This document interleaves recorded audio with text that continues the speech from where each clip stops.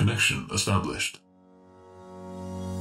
Entrez dans un monde où l'inspiration rencontre la transformation, où les pensées deviennent des actions et où chaque instant est une opportunité de grandir. Bienvenue dans Rise Income. Ici, je vous parle de la vie, des profondeurs de l'existence. Je vous dévoile les trésors cachés de la sagesse et les clés pour libérer votre potentiel. Préparez-vous à être élevé, encouragé et guidé vers une version plus épanouie et authentique de vous-même.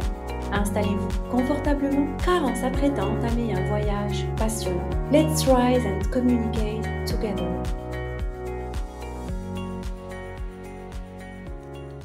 Hey, salut et bienvenue dans ce nouvel épisode de Rise Income.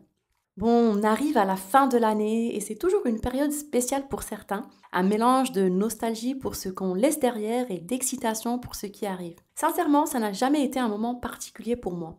Je ne crois pas aux résolutions du nouvel an, ni à l'idée qu'une nouvelle année change quoi que ce soit par magie. Pour moi, la vie, c'est une continuité. Mais voilà, cette année, quelque chose a changé. Cette année en particulier a été remplie de changements, de révélations et de remises en question. Elle a transformé ma manière de voir les choses et m'a permis de mieux comprendre qui je suis, ce que je veux et surtout ce que je ne veux plus. Alors aujourd'hui, j'ai envie de partager avec vous ces prises de conscience qui ont donné un nouveau sens à ma vie et peut-être que ça vous parlera aussi.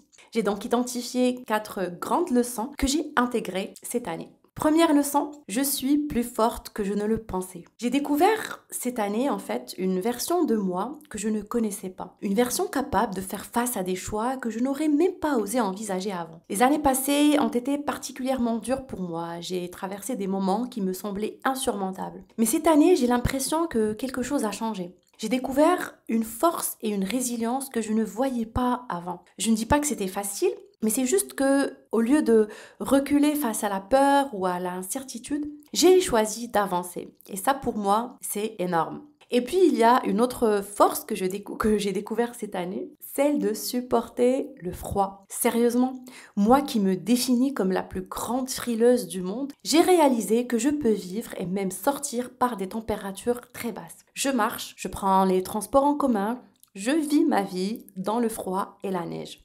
Ça peut sembler anodin pour certains, mais pour moi, c'est comme si j'avais brisé une croyance limitante sur ce que je pouvais supporter. Mais la plus grande révélation, ou la plus grande libération plutôt, c'est celle de la culpabilité. En fait, en 2023, j'ai littéralement vécu avec un poids écrasant. Je me disais tout le temps que, pourquoi je devrais être heureuse, profiter de la vie alors que d'autres subissent des atrocités sans précédent. Je m'étais enfermée dans cette idée que mon bonheur était une injustice envers ceux qui souffrent. Mais j'ai fini par comprendre que je ne suis pas la sauveuse de l'humanité. Et ce n'est pas en m'auto-punissant que je changerai quoi que ce soit. Ce que je peux faire, je le fais à mon échelle avec foi et sérénité. J'ai accepté le fait que, le changement, le vrai, appartient à Dieu. Et cette acceptation m'a vraiment permis de vivre pleinement, pas d'une manière égoïste, mais juste avec gratitude et sérénité. Et puis, vivre, c'est aussi honorer ce que j'ai, et c'est ce que j'ai choisi de faire. Deuxième leçon, j'ai enfin compris à quel point poser des limites était vital. Pendant longtemps, j'avais cette peur de dire non, cette idée que si je refusais quelque chose, je risquais de décevoir ou de passer à côté d'une opportunité. Mais à force de vouloir tout donner à tout le monde, je me suis épuisée. J'ai compris que ne pas avoir de limites claires, c'est ouvrir la porte à des situations qui te vident au lieu de te nourrir. Dire non n'a pas été facile au début. Il y avait cette petite voix qui me dit si on te juge, si tu ratais quelque chose d'important. Mais je réalise qu'à chaque fois que j'ai posé une limite, chaque fois que j'ai choisi de me respecter, j'ai senti un poids s'alléger. Et puis finalement, mettre des limites, c'est pas rejeter les autres, c'est simplement se protéger pour pouvoir continuer à avancer avec énergie et clarté. Et aujourd'hui, je sais que mes limites ne sont pas des murs, mais des portes. Des portes que je choisis d'ouvrir ou de fermer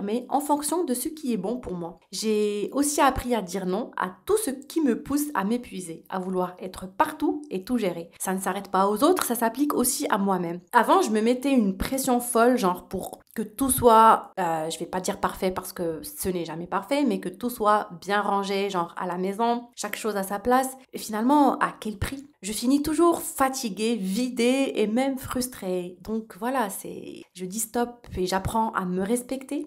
J'accepte mes limites, j'accepte que je ne suis pas infaillible et ça m'apaise. Je vis plus sereinement sans me mettre cette pression pour des choses qui, au fond, ne sont pas si importantes.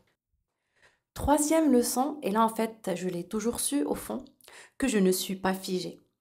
Et je n'ai jamais cru que je devais l'être en fait. Mais cette année, j'ai vraiment intégré cette vérité dans ma façon de vivre. Ce n'est pas juste une belle phrase que je me répète pour me rassurer, mais c'est devenu une réalité que j'ai commencé à ressentir profondément.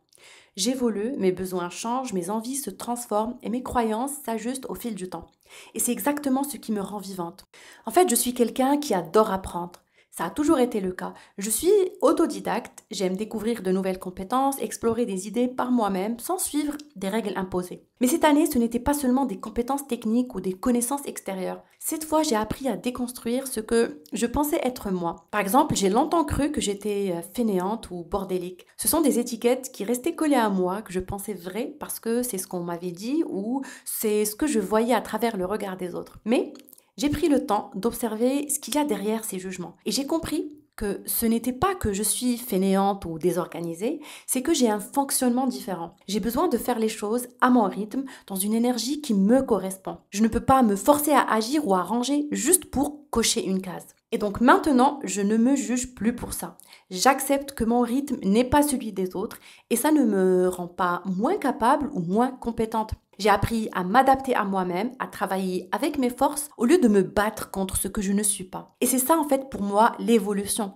Se redécouvrir, se comprendre et avancer avec plus de douceur envers soi-même. Quatrième leçon, la gratitude a pris une place particulière dans ma vie, notamment à cause ou plutôt grâce à ce grand changement de l'immigration au Canada. En fait, pour être honnête, venir au Canada n'a jamais été un rêve pour moi. C'était plutôt une nécessité. Il fallait vraiment changer d'environnement, sortir de nos habitudes, et quand je dis nous, je parle de ma famille, de ma petite famille, changer notre routine pour permettre à certains aspects de nous de surgir. Des parties de nous qui étaient bloquées ou coincées et qui ne pouvaient pas s'exprimer là où nous étions. Aujourd'hui, avec un peu de recul, je peux dire que c'est la meilleure décision qu'on ait prise en tant que famille. Et chaque jour, je suis profondément reconnaissante pour cette occasion que nous avons eue. Ce n'est pas toujours facile, l'adaptation est parfois un défi, mais cette opportunité nous a donné un nouvel élan, une nouvelle perspective et nous a permis de grandir individuellement et ensemble. En fait, la gratitude, vous le savez très bien, ce n'est pas seulement dire merci pour les grandes choses, mais aussi pour les petits moments. Et ça ne veut pas dire que tout est parfait, mais chaque jour, je ressens cette reconnaissance profonde pour ce chemin qui s'est ouvert devant nous. Et voilà, c'est tout pour cet épisode. C'était bref et concis. C'est pas toujours facile de s'arrêter pour regarder en arrière, mais c'est tellement enrichissant. Cette année m'a montré que chaque défi, chaque moment de doute peut se transformer en une opportunité de croissance et de compréhension. Ces leçons, en fait, je ne les vois pas comme des victoires à célébrer, mais comme des étapes qui m'ont permis d'être un peu plus alignée avec moi-même. Peut-être que pour vous aussi, cette année a été un mélange de haut et de bas, et c'est tout à fait normal, c'est ça la vie finalement. Peut-être que certaines de mes leçons ont fait écho à ce que vous vivez. Si c'est le cas, je vous invite à prendre un moment pour réfléchir vous aussi à votre propre cheminement. Merci d'avoir partagé ce moment avec moi. Merci d'être là semaine après semaine à écouter, à réfléchir et à avancer avec moi. Je vous souhaite une magnifique fin d'année et rappelez-vous que chaque petit pas compte sur le chemin de votre vie. Je vous retrouve très vite pour un nouvel épisode de Rise Income. Ciao!